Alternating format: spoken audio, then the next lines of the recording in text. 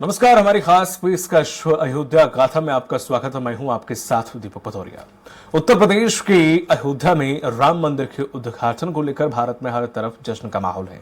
अयोध्या में धूमधाम से तैयारी की जा रही है। वहीं विदेशों में भी राम मंदिर के उद्घाटन कार्यक्रम को लेकर भारतीय मूल के लोगों में उत्साह का माहौल है। पीएम मोदी के आह्वान पर यूपी के मंदिरों में स्वच्छता अभियान का शुभारंभ किया गया। अयोध्या से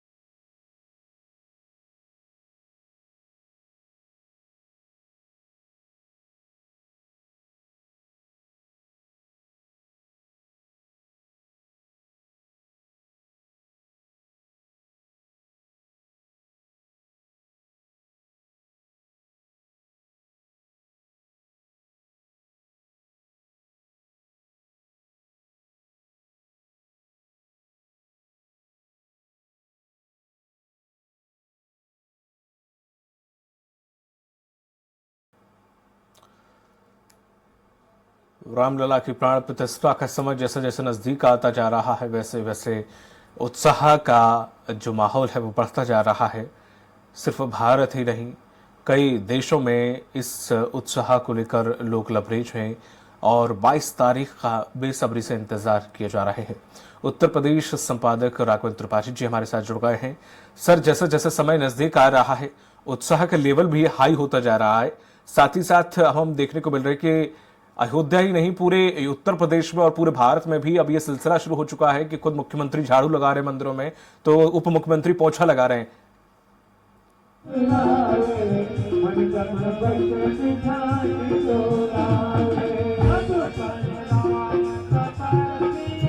देखिए दीपक, आज से सफाई अभियान की शुरुआत हुई। वो भी अवसर है जो 22 जनवरी को रामलला का प्राण प्रतिष्ठा होना है। आप देख सकते हैं हम लखनऊ में इस समय है। हनुमान सेठ कैंची धाम का मंदिर है जिसे हनुमान सेठ मंदिर कहते हैं, और हमारे पीछे आप देख सकते हैं अखंड रामायण का पाठ शुरू हो गया है। अब यह 22 जनवरी तक चलेगा। इसके अलावा लखनऊ के सभी मंदिरों में साफ सफाई की गई है।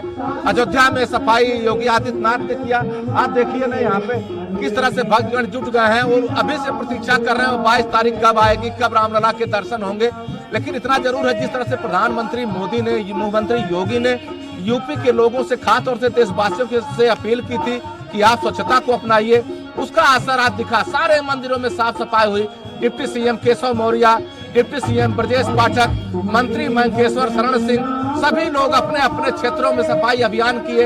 यहाँ तक कि राजनाथ जी आज लखनऊ आ रहे हैं, उनके प्रतिनिधि के रूप में नीरज शेखर ने हनुमान सेठ मंदिर पर सफाई अभियान किया। इसके अलावा जितने भी नगर निकाय, नगर निगम है, सभी जगहों पर सफाई अभियान चलाया जा रहा है। धर्मार्थ कार्य विभाग को यह जिम्मेदारी सौंपी गई है कि कोई भी मंदिर गंदा न रहे, सब जगह सफाई अभियान चलाया जाए। इसके पीछे वजह है कि चूंकि रामलला के मंदिर का प्रतिष्ठा होनी है, ऐसे में यह संदेश जाना चाहिए कि भारतीय जनता पार्टी, विश्व हिंदू परिषद, राष्ट्रीय स्वयं संघ, जितने भी हिंदूवादी संगठन है, सभी मंदिरों की बराबर सम्मान करते हैं। और बाकी राज्यों में भी सूचनाएं आ रही है कि लगातार हर राज्य में हर वीआईपी इस सफाई अभियान में जुड़ा हुआ है। इससे पीछे मकसद यही है कि जहां सफाई होती है वहीं देवता रमन करते हैं। अभी तक तो कहा जाता था जत्र पूजनते नारी तत्र रमनते देवता, लेकिन एक तरह से यह भी है कि जहां मठ मंदिरों में सफाई रहती है वहां पे एक अच्छा वातावरण होता है, पॉजिटिव एनर्जी आती है। यही वजह कि सभी को इस सात्विक काम से जोड़ने के लिए यह अभियान चलाया गया है। और सफाई अभियान के साथ साथ आज से ही सब जगह जगह भंडारे लगा दिए गए। लखनऊ के हनुमान से दक्षिणी हनुमान मंदिर, मनकामेश्वर मंदिर पे सब जगह भंडारे चल रहे जो अनवरत चलेंगे, चाहे गरीब हो या अमीर हो।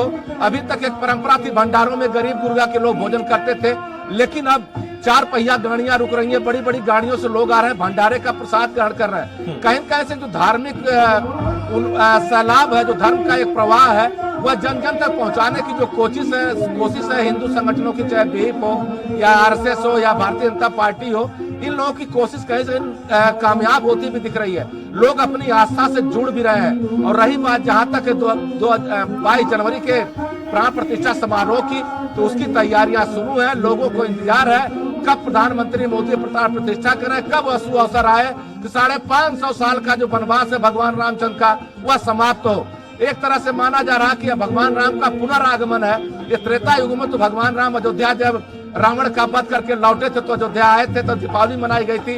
अब माना जा रहा है कि कुछ आक्रांताओं द्वारा मंदिर तोड़े जाने के बाद रामलला फिर विस्थापित हो गए थे, एक बार पुनः उनका अयोध्या आगमन हो रहा है। उसी की खुशियां पूरे उत्तर प्रदेश में और देश में मनाई जा रही है। ये दीपक राघवेंद्र सर, जिस तरह से हर कोई खुश है, कुछ वर्ग विशेष या कुछ समुदाय को लेकर या कुछ विपक्ष को लेकर, वो अलग बात है, ठीक है, लेकिन कुछ संत समाज के लोग जैसे चारों महामंडलेश्वर हैं वो नाराज चल रहे हैं, वो नहीं जाना चाह रहे हैं। इसके पीछे की वजह क्या निकल कर आ रही है? क्यों वो ऐसे नाराज हैं? क्यों वो ये कह रहे हैं कि शास्त्रों के हिसाब से चीजें नहीं हो रही हैं, हमारे लिए शास्त्र पहले हैं? हरिद्वार में हमने एक महामंडलेश्वर को सुना, तो इस तरह की चीजें क्यों देखने को मिल रही हैं? क्या वजह है इसके पीछे? देखिए दीपक, इसके पीछे धार्मिक भावना भी है और व्यक्तिगत अपना एक जो कहते हैं वर्चस्व की भी लड़ाई है। हालांकि काशी के 5 प्रखंड विद्वानों की तरफ जो विज्ञप्ति जारी की गई थी, कल ही साफ कर दिया गया था कि रामलला का जो प्राण प्रतिष्ठा मुहूर्त है 11:55, वह अद्वितीय है, अद्भुत है। इससे पूरे देश में समृद्धि आएगी और सभी लोग खुशहाल होंगे।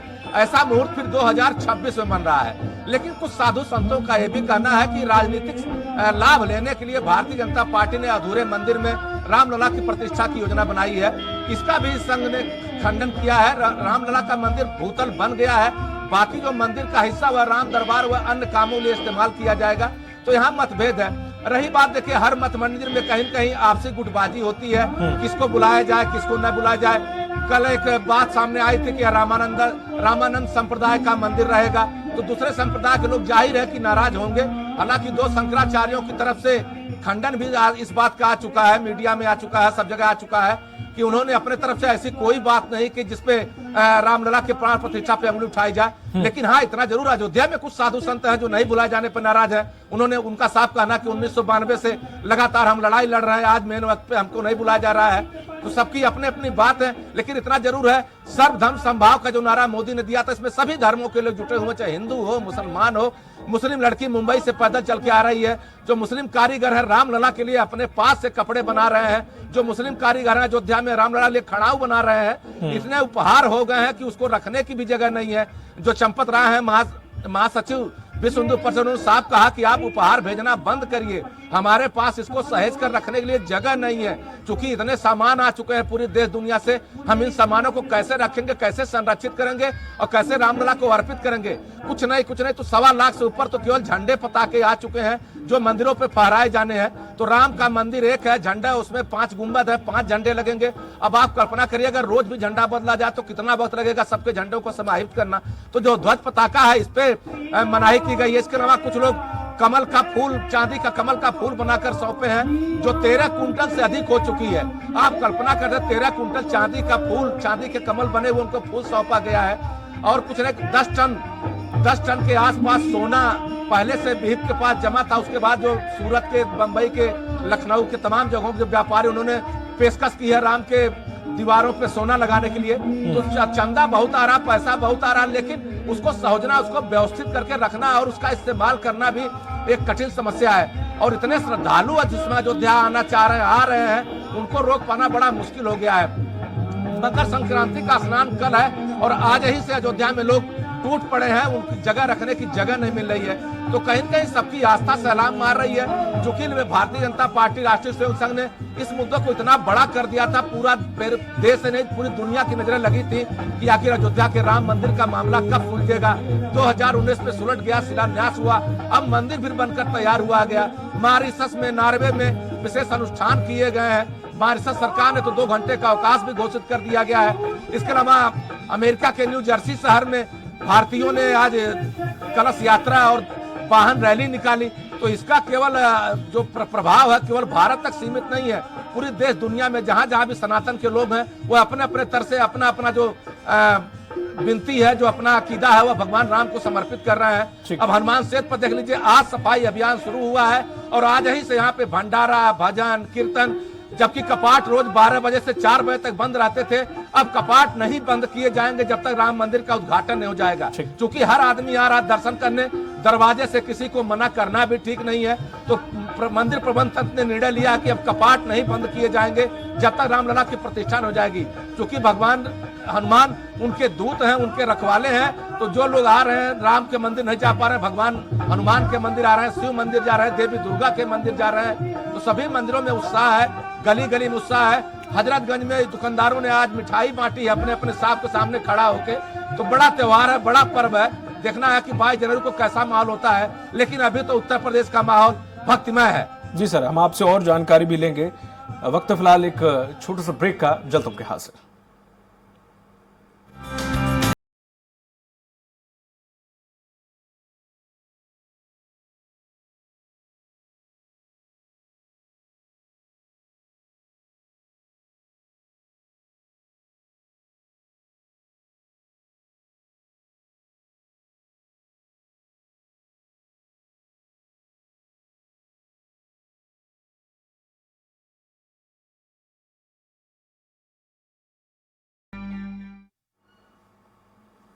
ब्रेक के बाद आपका स्वागत है। हम बात कर रहे थे किस तरह से 22 तारीख के लिए पूरे देश और दुनिया में तैयारियां चल रही हैं। काफ़ी जगह लोग उत्साहित होकर तमाम चीज़ें कर रही हैं, मंदिरों की सफाई हो रही है, भंडारे का आयोजन हो, तमाम तरह की क्रियाएं चल रही हैं। पूरे देश में लोग काफ़ी उत्साह है और इसी पर लगातार हमारे साथ लखनऊ से हमारे उत्तर प्रदेश संपादक बने हुए हैं राघवन जी। राघवन सर, जिस तरह से देखा जाए, आपने बात कही कि एक मुस्लिम लड़की मुंबई से आ रही है पैदल चलकर। हम लगातार ये सुनते आ रही कि हवा बनाई जा रही है कि मुस्लिम वर्ग कहीं ना कहीं नाराज है और खुश नहीं है, पर हकीकत में ऐसा नहीं। एक दो लोगों को छोड़कर अगर हम ये कहें कि मुस्लिम वर्ग, कई लोग मैंने भी देखा है, सुना है कि वो लोग भी इससे खुश हैं कि हाँ ठीक है, मंदिर बन रहा है, रामलला वहां पर विराजमान हो रहे हैं। तो वाकई स्थिति क्या है वास्तविक?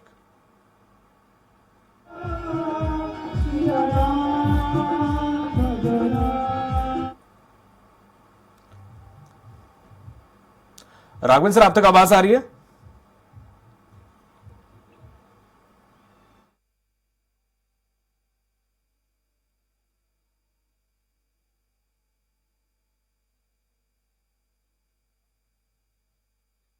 इस तारीख को खत्म हो गया है, लगभग 22 तारीख को प्राण प्रतिष्ठा रामलला की होने वाली है। और ऐसे में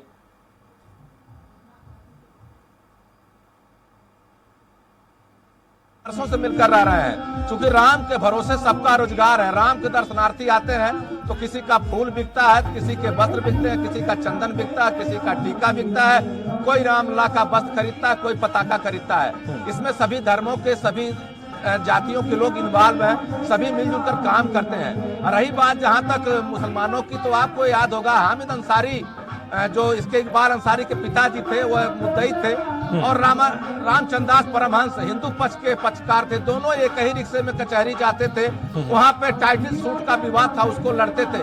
बहुत ज्यादा विवाद उन लोगों का आपस में नहीं था, लेकिन जिस तरह से स्थितियां देश में बदली, जिस तरह से लकीरें खींची गई थी हिंदू और मुस्लिम के बीच में, वह एक बार फिर खत्म होती नजर आ रही है, चाहे वोट को लेके हो चाहे धर्म को लेके हो। क्योंकि जिस तरह से 3 तलाक खत्म होने के बाद मुस्लिम महिलाओं ने भाजपा को पसंद किया था, जिस तरह से सबका साथ सबका विकास के तहत सबको मुस्लिम समुदाय को भी मकान मिल रहे हैं, उज्ज्वला को तहत गैस सिलेंडर मिल रहे हैं, तो कुल मिला के सबको सबका विकास हो रहा है, सबका प्रयास चल रहा है। और योगी की ये भी कोशिश है, मोदी की ये भी कोशिश है कि हम जाति और धर्म के मजहब के नाम पे कोई ऐसा काम न करें ताकि आने वाली दुनिया हमें ताना मारे।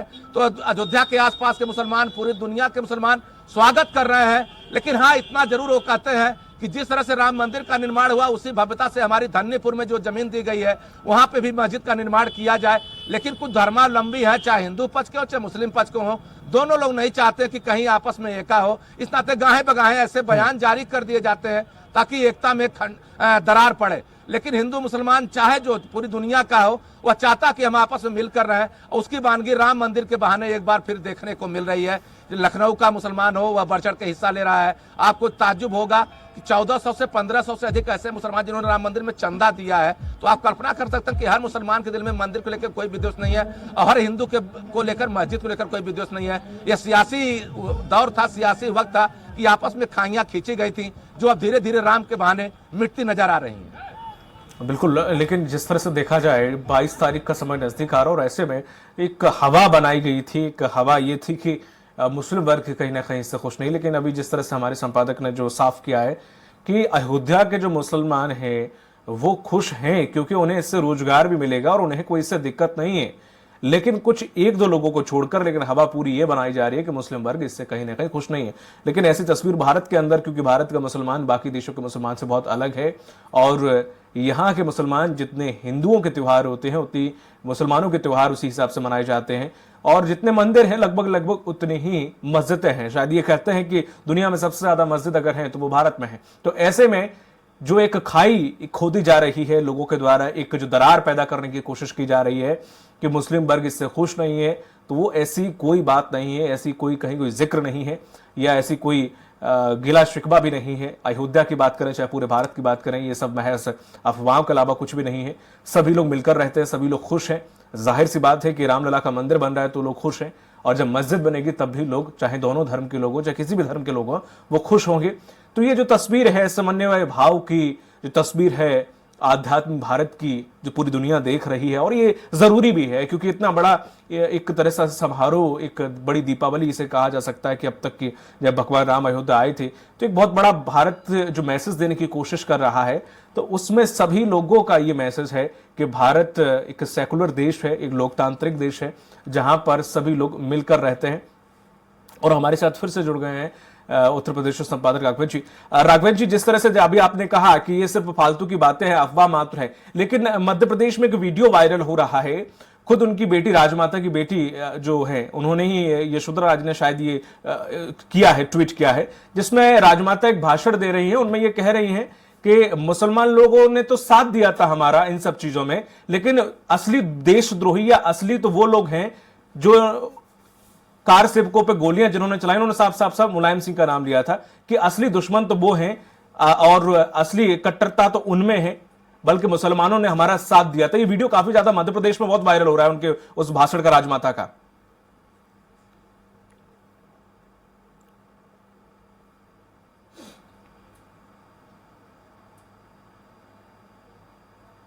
कहा था मेरी मजबूरी थी, कानून व्यवस्था को मेंटेन करना था, सुप्रीम कोर्ट का आदेश था, लेकिन वही 1992 में नहीं हो पाया। कल्याण सिंह चूंकि उत्तर प्रदेश मुख्यमंत्री थे और जो कथित ढांचा था वह गिर गया था। तो देखिए, सबकी अपनी अपनी मजबूरियां हैं, अपने अपने वोट बैंक है।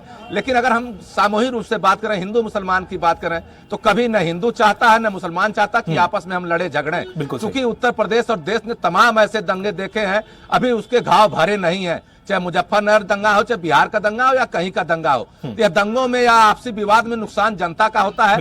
नेता लोग तो अपनी रोटियां सेक कर निकल जाते हैं। अभी कुछ मुस्लिम नेता ऐसे हैं जो अभी कहते हैं कि बाबरी की शान बाकी है, अभी सारे अरमान बाकी हैं, तो बाकी रहेंगे अरमान, लेकिन जो मुख्य धारा का मुसलमान है, जो आसपास रहता है, जो हमारे आपके बीच में रहता है, जिसको सुबह शाम हमारी उससे दुआ सलाम बंदगी होती है, वह कभी नहीं चाहता कि हम राम के नाम पे, अल्लाह के नाम पे या मोहम्मद साहब के नाम पर आपस में लड़ें। और वह खाई धीरे धीरे पट रही है। जिस तरह से मुसलमान आगे बढ़ चढ़ के काम कर रहे हैं, अब वहां पे जितने भी भंडारे हो रहे हैं, जितने भी सेवक हैं, आधे से अधिक मुसलमान हैं। यहाँ तक कि मंदिर निर्माण में कई मुसलमान इंजीनियरों कारीगरों को लगाया गया है। तो जिसके पास हुनर वह लगाया गया है। और सबसे बड़ी बात, अयोध्या की परिपाटी रही, आज से नहीं है, सनातन युगों से राम का कपड़ा मुस्लिम दर्जी सिलता है, राम के खड़ाऊ मुस्लिम बढ़ाई बनाता है। तो कहां से हिंदू मुस्लिम का विवाद है? देखिए, सारा मसला राजनीतिक है। और इस राजनीति को कुछ दल ऐसे हैं, कुछ लोग ऐसे हैं जो खत्म होने नहीं देना चाह रहे हैं, क्योंकि उनके वोट बैंक पे सीधा असर पड़ने वाला है। इसी नाते कोई विरोध कर रहा है, कोई समर्थन कर रहा है। विरोध के पीछे ऐसा नहीं कि वो राम का विरोध है, केवल वोट बैंक के चलते विरोध करना उनकी मजबूरी है। जी दीपक, बहुत बहुत शुक्रिया तमाम जानकारी साझा करने के लिए सर आपका। तो ये थे हमारे संपादक उत्तर प्रदेश के राघवेंद्र, जिन्होंने तमाम जानकारी हमसे साझा की कि इस वक्त उत्तर प्रदेश में क्या हालात है, क्या कुछ चल रहा है, क्या इवेंट को लेकर, इस समारोह को लेकर क्या कुछ तैयारियां की जा रही हैं, लोग कितने खुश हैं, और साथ ही साथ प्रशासन से लेकर मंत्रियों तक किस किस तरह से कवायद में लगे हुए हैं। कोई झाड़ू लगा रहा है, कोई पोछा लगा रहा है, कोई जैसे उन्होंने बताया कि मुस्लिम वर्ग के कोई लोग राम जी के खड़ाऊ बना रहे हैं, कोई पताका बना रहा है, कोई वस्त्र बना रहा है। तमाम तरह की तैयारियां उत्तर प्रदेश में चल रही हैं और पूरे देश और दुनिया में खुशी का माहौल है जैसे जैसे ये 22 तारीख नजदीक आ रही है। मुझे दीजिए इजाजत, नमस्कार।